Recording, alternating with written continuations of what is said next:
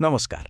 आज आम एक बहुत गभीर बौद्ध उपदेश विषय कथा हेबा जार ना हेउछि मधुपिंडिका सूत्र बा द हनीबल सूत्र। एमिति भावंतु एहा आम मनर ऑपरेटिंग सिस्टम को डिकोड करे।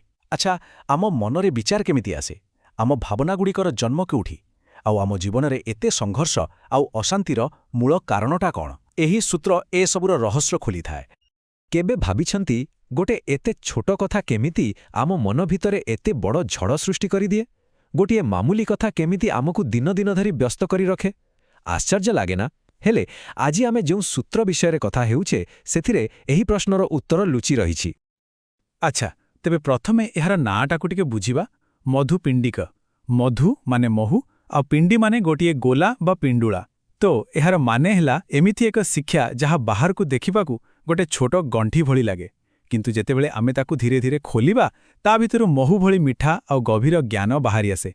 एहा एक पजल बा पहिली भली जहाक समाधान कले मिठा फल मिले। आउ जानिछंती इ शिक्षा केते गुरुत्वपूर्ण?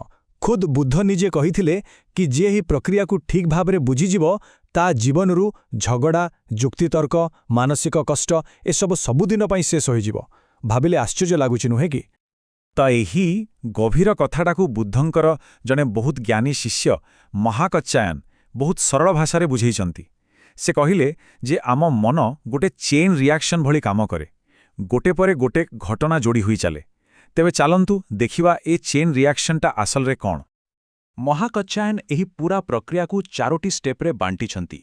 एही चारिटा स्टेप ही आमको बुझेइबो जे केमिति गोटे साधारण अनुभव आम भितरे गोटे बड़ इमोशनल ड्रामा तैयारी कर दिए।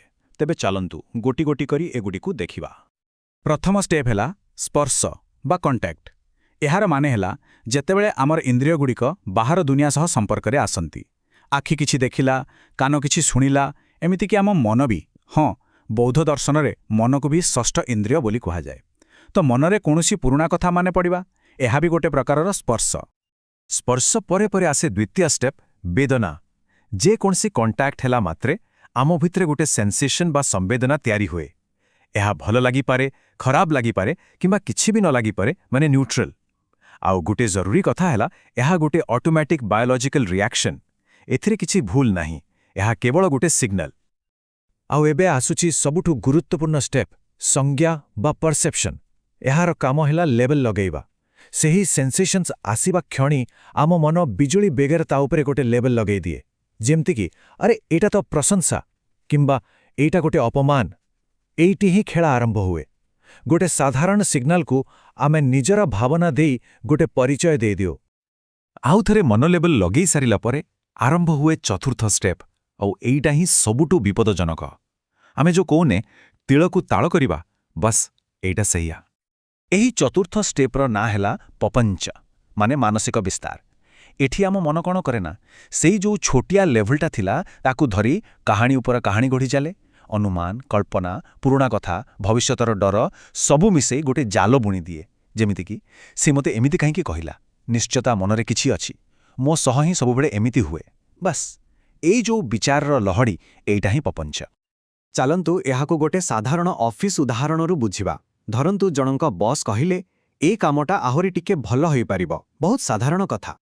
एबे देखंतु चेन रिएक्शन केमिति काम करूछि। स्टेप 1 स्पर्श, कानारे बॉस को कथा पड़िला। स्टेप 2 वेदना, मन भितरे टिके खराब लागिला, गोटे अजब अस्वस्थी।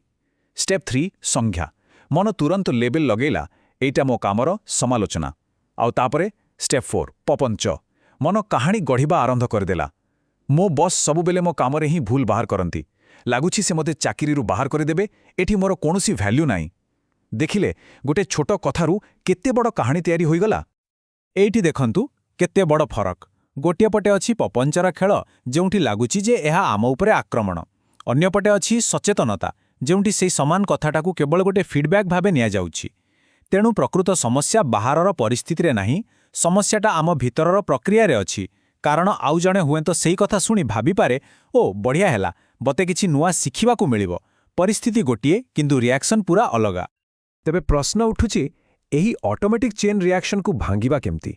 एते द्रुत गतिरे चालुथिबा ई मानसिक जालरू बाहरिबा केमती? कामटा टिके कष्ट, किंतु असंभव बिल्कुल नुहे। आउ भल कथा हेला बुद्ध एहार बाट मध्य देखाइछंती।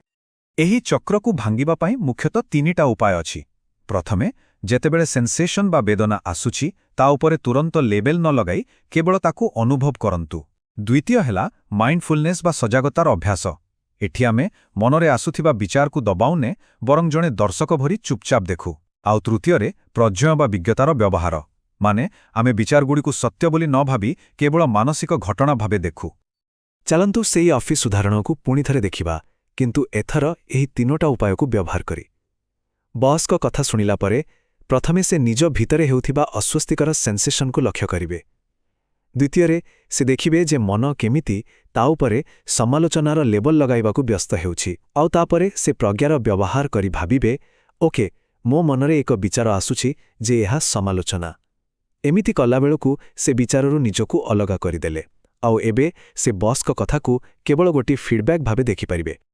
ତ ମୂଳ କଥାଟା ହେଲା ସେଇ ଯେଉଁ ସେନ୍ସେସନ୍ ବା ବେଦନା ଆଉ ତା ଉପରେ ଲାଗୁଥିବା ଲେବଲ ବା ସଂଜ୍ଞା, ଏଇ ଦୁଇଟା ଭିତରେ ଟିକେ ସ୍ପେସ୍ ବା ବ୍ୟବଧାନ ତିଆରି କରିବା।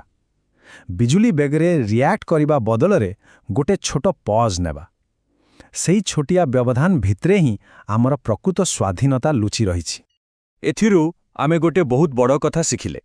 ଆମେ ଯେଉଁ ଶାନ୍ତି ଖୋଜୁଛୁ ତାହା ବାହାର ଦୁନିଆକୁ ବଦଳାଇ ଦେଲେ ମିଳିବନି। ପ୍ରକୃତ ଶାନ୍ତି ଆମ ଭିତରେ ହିଁ ଅଛି। ଏହା ମିଳିବ ଯେତେବେଳେ ଆମେ ଆମ ନିଜ ମନର ଏହି ପ୍ରକ୍ରିୟାକୁ ବୁଝିବା ଏବଂ ତା ଉପରେ କାମ କରିବା। କଥାରେ ଅଛି ନା, ସମସ୍ୟା ଯେଉଁଠି ସମାଧାନ ବି ସେଇଠି। ଆମ ମନ ହିଁ ସମସ୍ୟା ସୃଷ୍ଟି କରୁଛି, ଆଉ ଆମ ମନ ହିଁ ତାର ସମାଧାନ କରିପାରିବ। ଏହି ସୂତ୍ରର ଶେଷରେ ଗୋଟେ ବହୁତ ଶକ୍ତିଶାଳୀ କଥା କୁହାଯାଇଛି। ସେଇଟା ହେଲା, ଯେଉଁଠି ପପଞ୍ଚ ମାନେ ଆମ ମନର ହିଁ କାହାଣୀ ଗଢ଼ିବା ବନ୍ଦ ହୋଇଯାଏ, ସେଇଠୁ ହିଁ ନିର୍ବାଣର ଆରମ୍ଭ ହୁଏ। ତେବେ ଏହା ଭାବିବାର କଥା, ଆମର ପ୍ରତିଦିନର ଏଇ ଯେଉଁ ଛୋଟ ଛୋଟ ମାନସିକ ଝଡ଼, ଯଦି ଏଗୁଡ଼ିକ ଶାନ୍ତ ହୋଇଯାଏ, ତେବେ କ'ଣ ସେଇଟା ହିଁ ଏକ ଗଭୀର ଶାନ୍ତିର ଆରମ୍ଭ ନୁହେଁ? ପ୍ରତିଟି ମୁହୂର୍ତ୍ତରେ ଆମ ମନର ଏହି କାହାଣୀ ଗଢ଼ିବାକୁ ଯଦି ଟିକେ ଅଟକେଇ ଦିଆଯାଏ, ତେବେ ହୁଏତ ସେହି ପରମ ଶାନ୍ତିର ଏକ ଝଲକ ମିଳିପାରେ। ଏହା ଉପରେ ଟିକେ ଚିନ୍ତା କରି ଦେଖିବେ।